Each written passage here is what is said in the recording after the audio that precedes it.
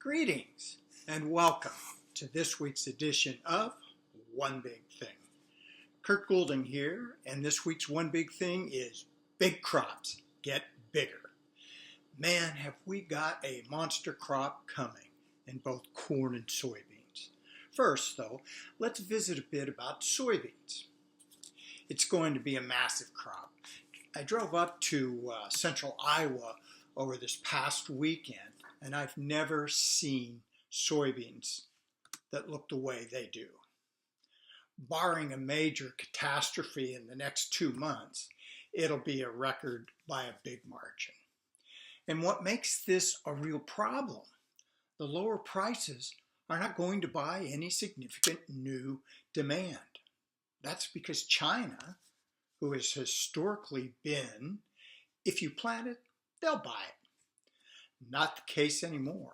Their sow herd has peaked. It's down 6%. Their population has peaked, and they're 2 million fewer citizens. They aren't making enough babies to replace those that are dying. So their economy long term has some real serious issues. And in the near term, it's on the verge of imploding. So anyway, the major point is demand point ain't so strong right now. Now add to that that Brazil is looking at a 3% increase in soybean acreage. They could easily raise a 170 million ton crop, up from their 150 plus that they just harvested. Lots of beans and not enough demand.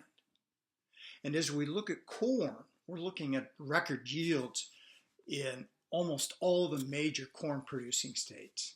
Thus, the national yield is going to be 2+ bushels per acre higher than where it's pegged now. The trip up to Des Moines, the corn looked excellent.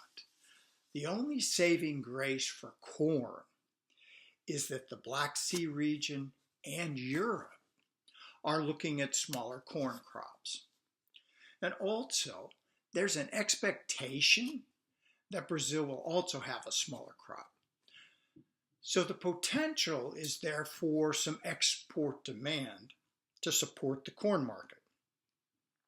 That's all fine and good, but we got to remember, big crops get bigger, and USDA never brings out the big numbers right away.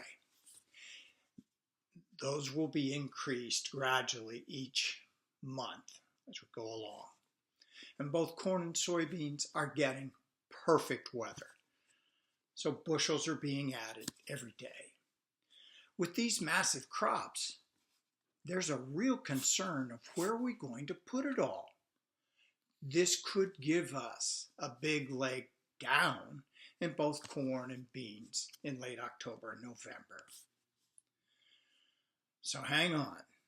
$9 Nova beans are potentially in the cards, and so is $3.75 Dees and or March corn.